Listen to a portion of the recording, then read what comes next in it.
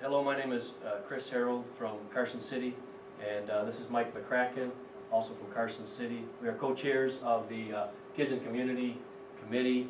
We're here to talk a little bit about the upcoming bond proposal for Carson City Crystal Schools, which will be voted on May 3rd, this coming Tuesday.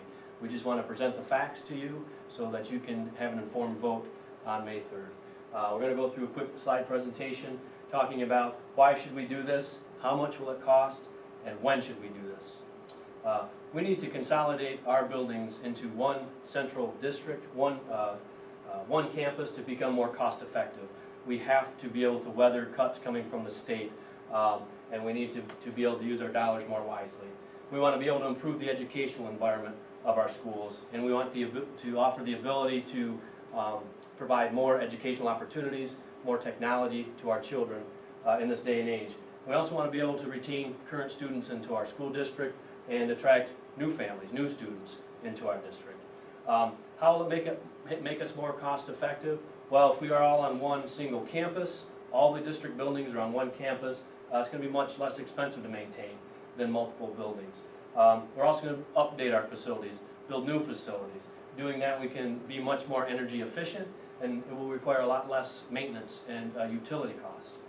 By upgrading, we will be able to utilize modern building materials and green technology. Much more energy efficient, going to be able to save a lot of money by doing so. The architects estimate we will cut our maintenance and utilities costs by as much as 41%, which is a significant amount of money over the years. The money that we save can be used in the classroom. One example of maintenance costs, we're going to go from steam to hot water. Very conservatively, it'll save us $30,000 per year, 10 years, $300,000. A very important concept and that needs to be understood is how public schools are funded. And essentially, there are two separate budgets that the school can spend from. They're both funded differently, and you can only spend money out of each bucket to do certain things. The operational budget is the left bucket. The state has total control over what money goes into that bucket. They fund it by so many dollars per pupil that they give us. They fund the lottery money goes in there, state sales tax, education tax, non-homestead property tax. Again, the state funds that bucket. We have no control what goes in. They are looking to take more money out of that bucket, and so we need to look at ways to help offset that cost. The debt millage budget is on the right, is represented by the right bucket. This is totally controlled by us, the voters. We fund that bucket. We decide with our voting, like we're going to do on May 3rd, whether or not to put money into that bucket and what to use that money for. On May 3rd, we are going to decide whether or not to raise the millage by 2.88 mils and put that money in that right bucket. You can only spend certain things out of that budget. On the left bucket is all the things that fund the classroom. The most important dollars that we spend come out of there, and that goes to teacher and staff wages, books and classroom supplies, transportation costs. But the main thing here is that utilities and maintenance costs also come out of that bucket. So every dollar that we spend maintaining old buildings, paying heat in inefficient old buildings, those are dollars that come right out of that left bucket, come right out of the classroom. Again, we need to try to lean up, be more efficient, so we're spending less out of that bucket, and we can spend more into the classroom. On the right, that debt millage or that right bucket can only be spent on major projects that are voted on by the voters, such as this bond proposal. We have been fiscally responsible in the past without having to eliminate teachers, without having to eliminate programs. The board and the superintendent have been very fiscally responsible, so our budget is in line. We can withstand these cuts to some degree because our operational budget is in order. We can open the doors of the school, and we're ready to do it because of some tough decisions that have been made in the past. There have been a couple of millages that were passed, 3 millages in the past. Each was a 2 mil increase for 2 years. In 2006, 8, and 2010, some very necessary improvements were made for the safety of the kids, but the district was very transparent in what was needed, how much it was going to cost, and they came through on budget and on time, or under budget in each instance.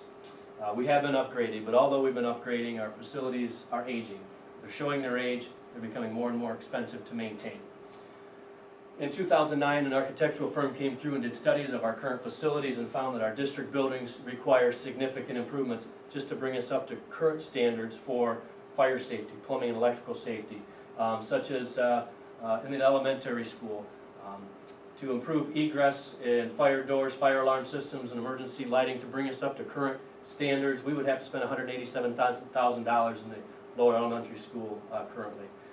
Windows, very poor shape, not only very energy inefficient, we're blowing a lot of heat and a lot of dollars right out the windows. They also don't meet current life standards for egress. The cost would be $372,000 to replace those. The unit ventilators are still using some of the ones that were installed in 1958 when the building was built. Very inefficient. We're blowing heat and dollars right out the back wall of these ventilators, not to mention the windows themselves. $145,000 to replace those. Electrical devices, we need to upgrade them, and not only for safety, but also so that we can bring more technology into the classroom, which is impossible to do right now. Accessibility for children with disabilities is very inadequate. We need to improve this by improving ramps and doors and bathrooms and lots of different things that we need to do so we can be accessible to handicapped children, to a cost of $304,000 for the lower elementary school. We're looking at a total cost of very necessary improvements that we need to start looking at right now of $1.7 million just for the lower elementary school. For the high school, middle school, same sorts of things need to be done. That would be twice as much there.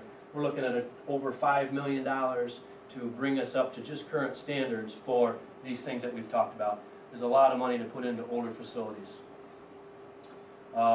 If we wanted to try to take our older facilities and improve them to something similar to what a new building would be, we would be looking at spending an additional $15 million on top of the 5, which would be a total of about $20 million to bring us to what we could get with a new building trying to use our old building.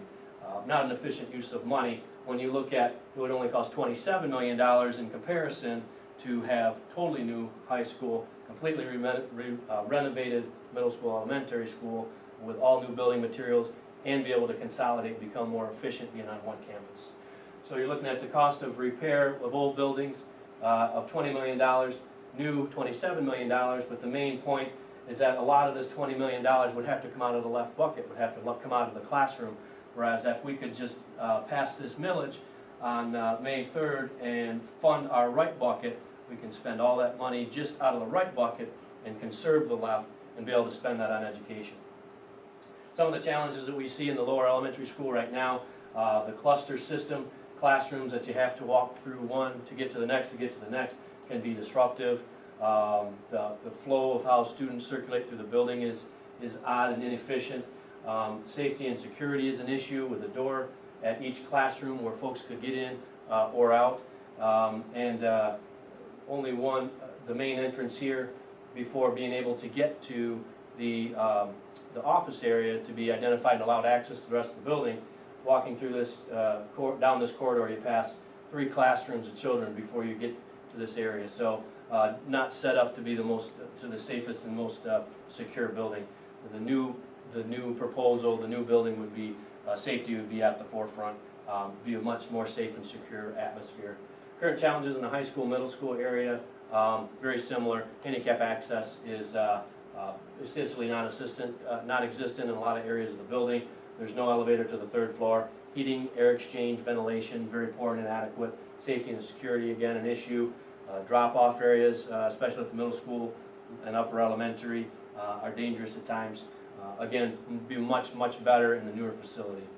Some of the advantages of having an updated single campus district is that the meeting and the planning and the administration of the entire district, of all the schools, the central office will be under one roof.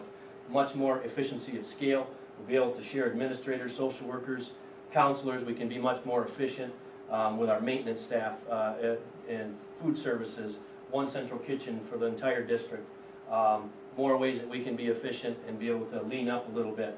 The teachers can also flow curriculum across all grades, bounce ideas off of each other as they're teaching, for instance, math from kindergarten all the way through 12th grade.